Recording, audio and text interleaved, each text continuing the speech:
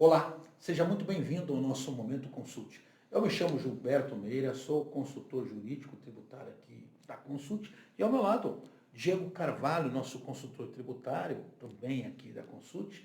E o objetivo do nosso bate-papo de hoje é para falar das chamadas presunções de tributação ou de fiscalização, por assim dizer, Sim. até porque em outro momento, consulte, nós tratamos dessas presunções legais. E por que esse tema é importante? Uma série de situações. Primeiro, a reforma tributária, se nós formos olhar a lei complementar 214, né, Diego, ela traz aí uma preocupação em fechar portas para situações que eventualmente poderiam ser questionadas. Não é à toa que ela tributa os atos onerosos e alguns atos não onerosos, quando ele fala lá em valores abaixo do mercado, situações que não correspondam à realidade dos fatos. Não que nós não possamos ter situações atípicas, né? Eu falava hoje, Diego, um valor vendido abaixo do preço de um produto em que o vendedor é o exclusivo produtor. É óbvio que para você comparar, você teria que tomar o cuidado. Mas cabe ao profissional de contabilidade esse cuidado. E por que nós estamos preocupados? O artigo 116, parágrafo único do Código Tributário Nacional, ele dá todo o embasamento para essa nossa preocupação. E lá no parágrafo único está escrito, isso é decorrente da Lei Complementar 104 de 2001, a chamada Lei Anti-Elisão, e eu já chamo a atenção, essa lei foi considerada constitucional pela DI 2446. E olha o que diz o parágrafo único. A autoridade administrativa poderá desconsiderar atos ou negócios jurídicos praticados com a finalidade de dissimular a ocorrência do fato gerador ou a natureza dos elementos constitutivos da obrigação tributária, observados procedimentos a serem estabelecidos em lei ordinária. Bom, primeiro vamos diferenciar o conceito de dissimulação para simulação. Do ponto de vista jurídico, né, simulação é esconder o que eu não quero mostrar. E dissimular é mostrar o que não existe. E isso tudo pressupõe embasamento, que eu costumo dizer, Diego, a verdade material sempre deve prevalecer a despeito da verdade documental. E aqui eu tenho chamado a atenção para o nosso amigo profissional da contabilidade, que é quem vai ser a grande autoridade para evitar que isso aconteça. Tem razão essa minha preocupação, meu querido? Com certeza. Na realidade, a reforma tributária, ela traz como se fosse colocar o contador como aquilo que ele geralmente, né, trabalhava por trás, né, de tudo que acontecia, da tributação, entregando as obrigações acessórias. Nós passamos a ter aí uma prevalência da função do contador, né, dentro desse novo cenário da reforma tributária. Até porque, com o avanço tecnológico, nós temos a própria Receita Federal e o Comitê Gestor do IBS, junto com os estados, trazendo a apuração dos tributos, né?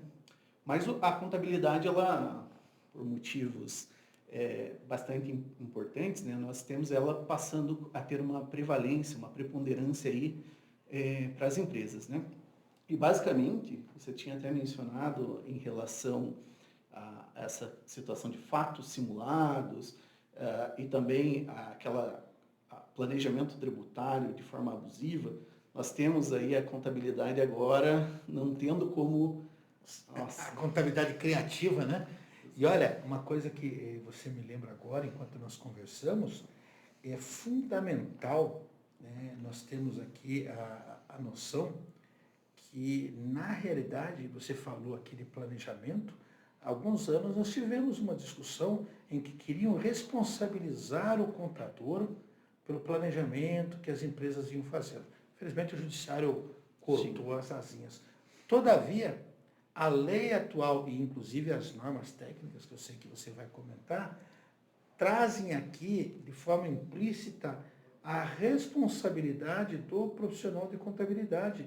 Exato. Muito clara. Ou seja, se você é meu amigo contador, minha amiga contadora, já é chato por natureza, agora vai ter que ser mais chato ainda, porque é o seu nome que está em jogo, é isso? Exatamente.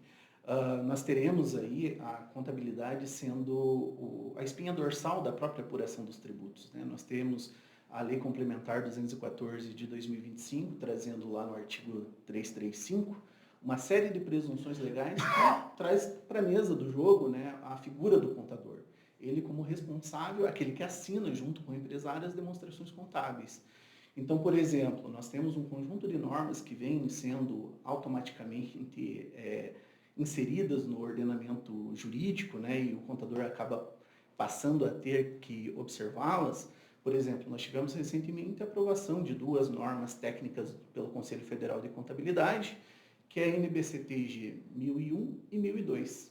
A NBCTG 1002 aplicável às microentidades e a NBCTG 1001 aplicado às pequenas empresas.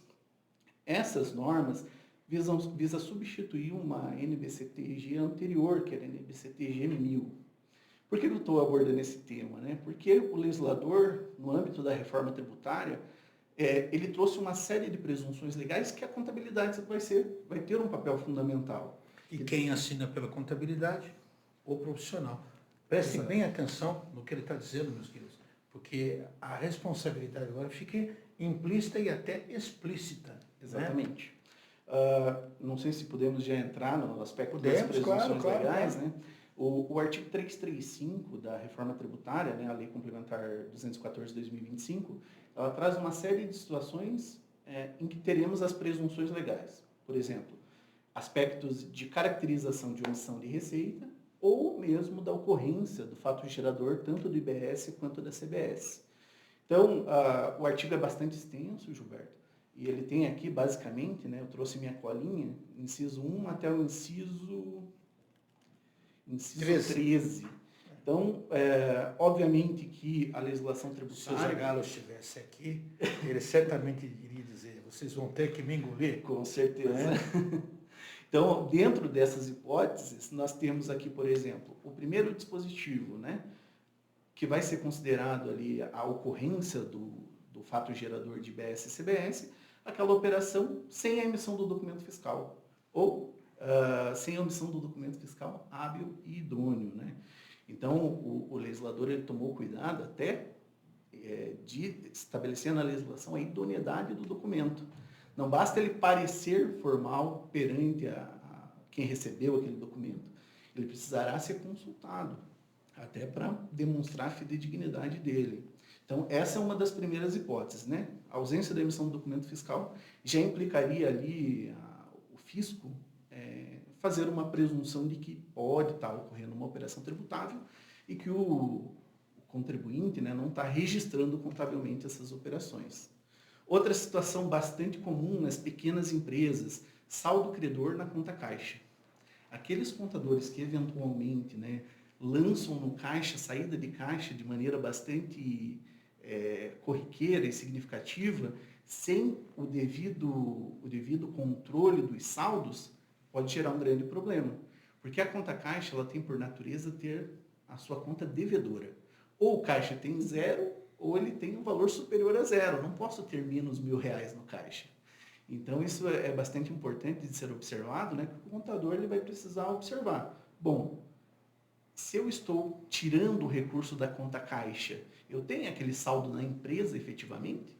Se eventualmente eu não tiver esse saldo na conta caixa, eu manter a conta caixa estourada com saldo credor pode demonstrar aí um indício de omissão de receita ou de omissão de rendimentos.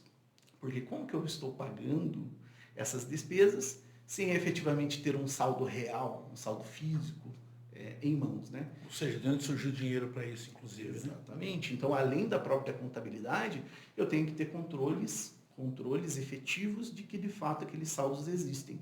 Então, se eu trabalho no comércio varejista, por exemplo, comércio de rua, de maneira geral, é comum eu ter saldo em conta caixa. Mas as grandes empresas, na maioria das vezes, muito difícil, ainda mais no ambiente tecnológico atual, manter esses saldos na conta caixa. Outra hipótese aqui que nós temos no inciso 3º, né? A manutenção no passivo de obrigações já pagas ou cuja exigibilidade não seja comprovada.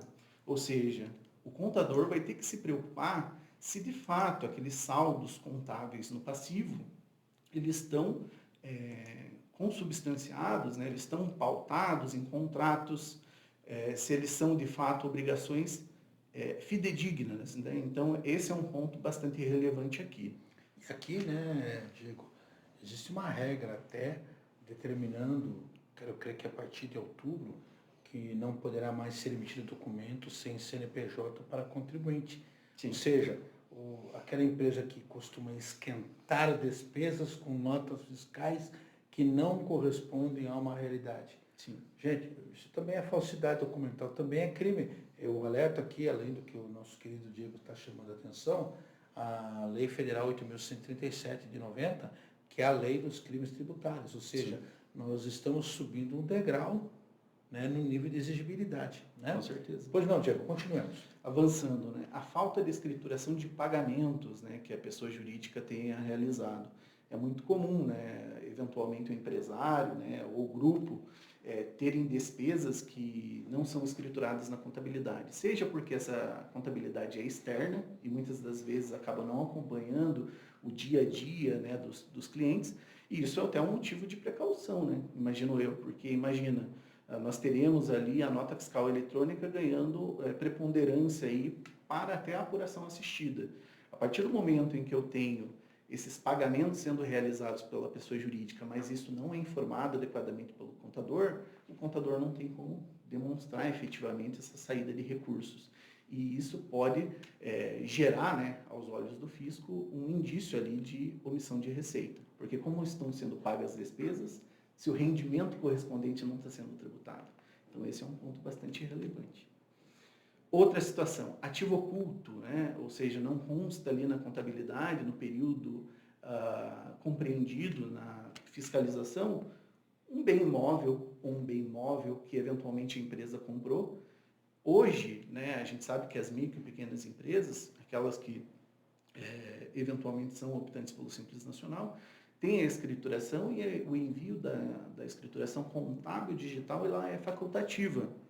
Ou seja, se eu sou optante pelo Simples, eu tributo as receitas no Simples Nacional, não tenho que entregar a escrituração contábil fiscal. Entretanto, se eventualmente eu for do contribuinte do regime regular de IBS-CBS, mesmo sendo optante pelo Simples, eu vou ter que cuidar com esses aspectos. Muitas operações que hoje não são escrituradas na contabilidade por ela ser facultativo o envio eletrônico, né, dessas informações ao fisco, passarão a ser pegos com a reforma tributária. Tá? Então, esse é um ponto bastante relevante. Falta de registro contábil, né, também. No inciso 6º aqui do artigo 335, o legislador buscou trazer, né, que a falta de registro contábil de documento relativo às operações com bens materiais, imateriais, intangíveis, imóveis, inclusive direitos. Se eventualmente eu não escriturar isso na minha contabilidade, pode também gerar algum indício. E aqui, né, Diego, muitas vezes você não tem documento, produza contrato entre as partes, produza documentos que deem suporte à contabilidade, com data, assinatura, com testemunha, para que isso não seja usado contra você, mas sim a seu favor. Esse é um ponto bastante relevante, Gilberto. A gente sabe que a contabilidade ela se pauta de documentos. Todos os fatos contábeis elas são registrados na contabilidade com base em documentos. E esses documentos podem ser de origem externa ou de origem interna à entidade.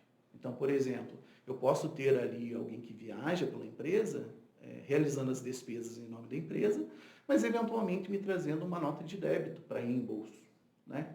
Ou seja, um documento que, embora não seja um documento fiscal, é um documento aceito. E nós temos até uma norma, que é a Resolução CFC 1330 de 2011, que ela fala esses documentos de origem externa e interna. Então, ter o documento, mesmo que não seja um documento fiscal, ele pode sim justificar numa eventual fiscalização quando o documento fiscal for dispensado. Né? É uma operação corriqueira do dia a dia, então vamos manter os controles internos para dar suporte na contabilidade. E aqui até uma dica, enquanto você dá uma pincelada ali, lá no capítulo que fala da base de cálculo, tem uma dica bastante interessante para essas despesas, orientando que poderá haver exclusão de valores devidos a terceiros, desde que os documentos, né, sejam emitidos em nome do terceiro. Exatamente. Ou seja, se você emitir em teu nome, vai ter que ser contabilizado, né, e você vai repassar, isso vai ser receita, você vai pagar IBS e CBS. Então, quer diminuir a tua forma a pagar e quer regularizar, você vai ter que criar uma nova forma de ver o tema, já tirando documentos em nome do teu cliente, né? Exatamente. Esse é um ponto até bastante interessante, né? Nós temos, por exemplo, inúmeras atividades econômicas, por exemplo, agências de viagem e turismo, terão um tratamento tributário próprio dentro da própria lei da reforma tributária. Entretanto, nem todas as empresas, né, os contribuintes, terão um tratamento específico, né, dentro da lei da reforma tributária. Então, por exemplo, só um escritório de advocacia. O que determina que, ao ter entrado R$ 1 milhão lá na minha conta bancária, o que determina a parcela ou percentual que é repasse daquele valor que são honorários advocatícios efetivamente? É o meu contrato de prestação de serviços. Eventualmente, sou um escritório de advocacia, pago custas judiciais para o meu cliente, realizo antecipação de valores de cartório, autenticação de documentos, aqueles que eventualmente ainda tenho.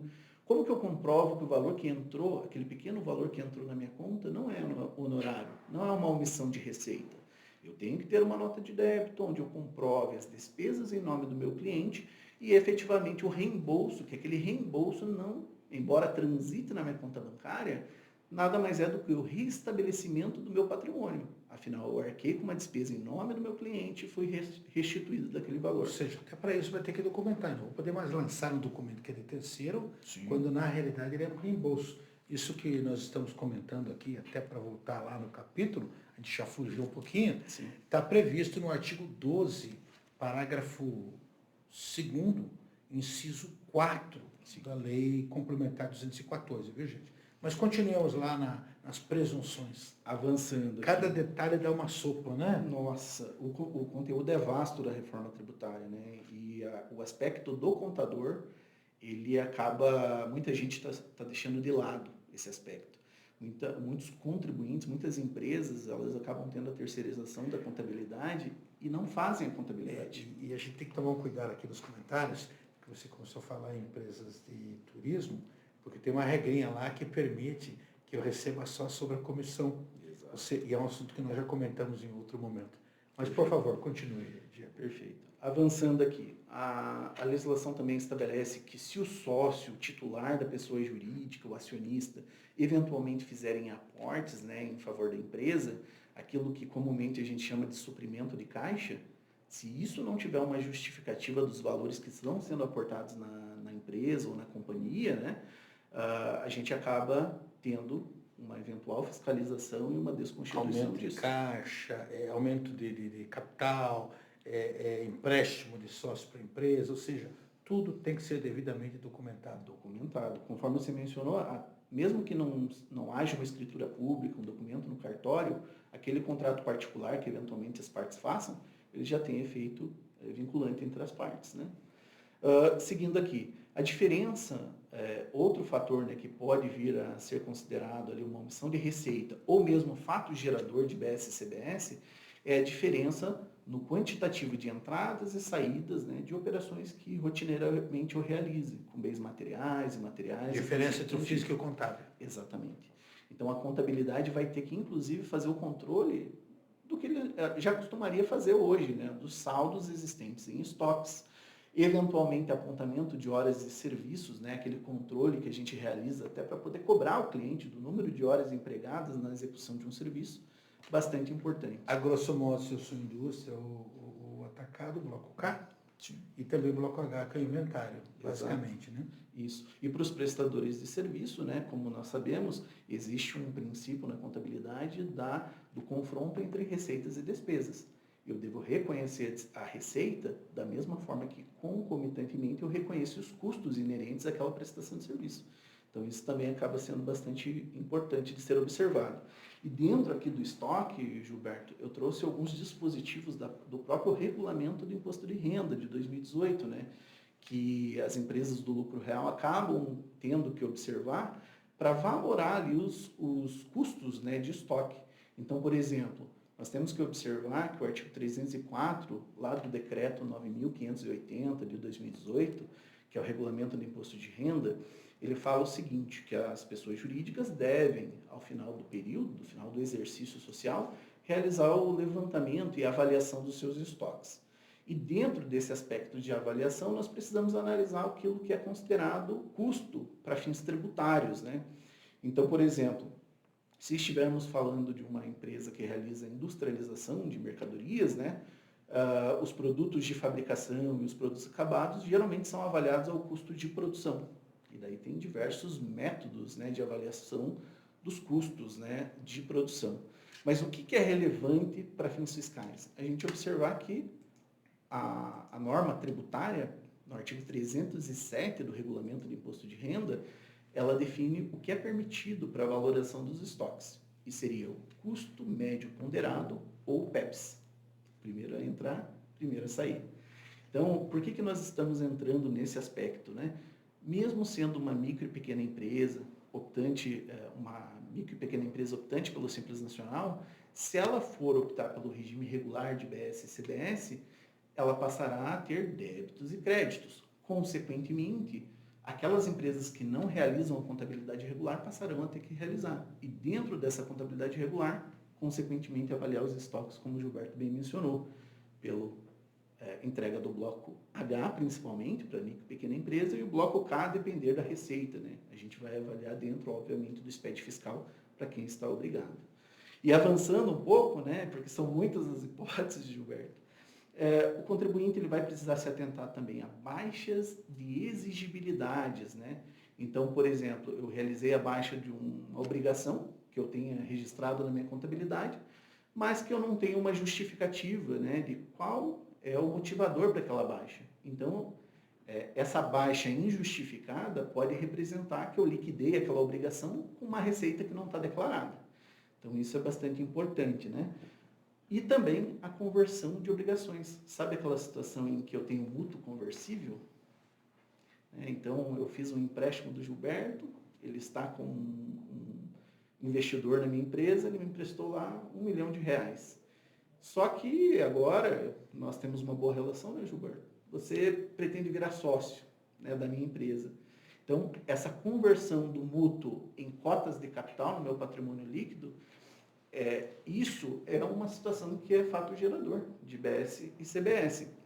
Então, eventualmente, embora você não me liquide essa obrigação, eu deixo de ter uma obrigação para contigo e entrego as cotas de capital. Então, esse é um aspecto bastante relevante também, que a legislação da reforma tributária traz para a gente. Tá? Então, basicamente, no inciso 11. E por analogia aqui, na realidade poderia ser até em relação ao inciso 12, o caso de você receber valores em atraso de contribuinte, você vai ter que cobrar encargos de mora, né? Sim. E esses encargos de mora, nós teremos que tributar pelo IBS e pela CBS. Isso vai ter que aparecer em algum local. Exatamente. A multa e juros, né, que eventualmente eu tenha de direitos, independente se é das minhas operações comerciais ou de uma operação atípica, eles serão considerados receitas para fim de IBS e CBS. Muito importante esse ponto, né? Muitas empresas acabam sequer contabilizando, né, o valor recebido, entra no caixa lá ou na conta bancária e não há uma devida contabilização, eu preciso contabilizar adequadamente, porque de um momento ou outro eu posso passar para um outro regime de tributação e ter que tributar pelo IR, pela CCLL, PIS e COFINS, conforme PIS e COFINS deixa de existir, né? Então a CBS com um tratamento diferente, né? Gilberto, não sei se tem mais algum ponto que eu possa... Olha, a rigor, e isso aqui nós repetimos, foi até um comentário que nós fizemos em outro momento de consulta, está lá no artigo 335, tá? E teoricamente produzem prova contra o contribuinte. Sim. E se você não tiver uma prova documental que desfaça esse entendimento, nós estamos diante do que a gente chama de presunção iuria et iure, uma presunção absoluta, Sim. que não admite contestação. Então, você que tem que produzir prova de tal forma que aquela informação seja usada a seu favor. Isso não quer dizer, gente, e é bom que se diga, que infelizmente a autoridade não possa se valer aí da chamada presunção in iuris tanto, que estaria fora desse contexto dos 335, lastreado lá no 135, porque infelizmente, para o bem ou para o mal, a ADI ou a DIN 2446 reconheceu a constitucionalidade do artigo 116 no parágrafo único, permitindo que a autoridade alegue qualquer coisa. olha, eu acho que você está dissimulando e você que vai ter que provar o contrário. Então, qual é a dica que nós damos, além desses cuidados que o Diego falou? É tomar o cuidado de produzir prova a seu favor, mesmo que você não tenha que usá-la lá na frente. Mas quando precisar, ela estará lá. Né? Por exemplo, eu citei aqui o fato de você vender um produto que você é o único produtor com um preço abaixo de mercado. Então, o cuidado que eu sugeriria é colocar lá no campo dados adicionais as razões pelas quais você está vendendo por aquele valor. Ah, mas isso vai evitar que um auditor me auture? Não.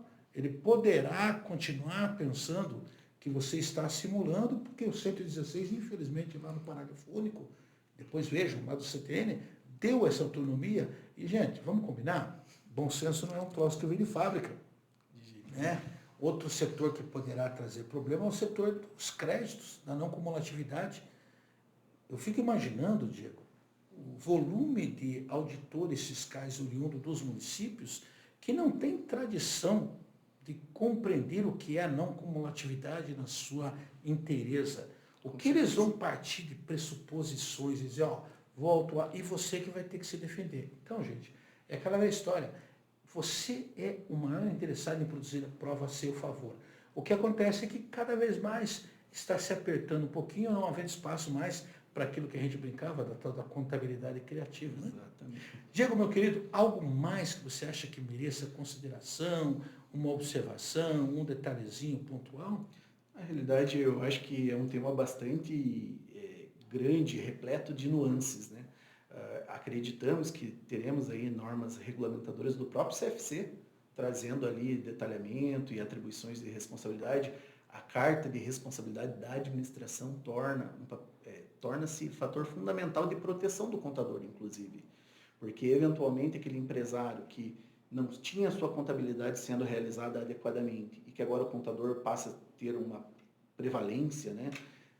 O contador precisará também ter algumas cautelas em relação aos clientes.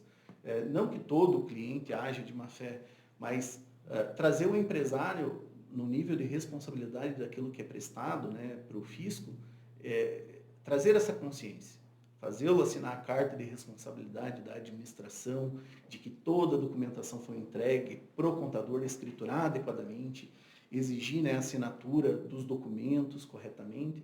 E mais do que isso, né, Gilberto? No ambiente de tecnologia, nós temos diversos contratos digitais, empresas de diferentes meios, né? Não só o certificado digital, permitem hoje em dia, um valor de R$ 30 por mês, você fazer os seus contratos de maneira digital, com validade jurídica. Ou seja, além do documentário, além de trazer o empresário para junto do contador, o contador passa a ser o guardião das operações realizadas pelo aquele contribuinte. E é ele que vai dar sustentação nas defesas que eventualmente teremos que fazer, né? Nessa sanha arrecadatória de alguns estados, que poderá acontecer, né? Mas sempre visando ali a não ter, né, nenhum prejuízo, né, em relação ao estado também. E olha, gente, uma última dica para quem acha que o Diego e eu estamos exagerando nas observações.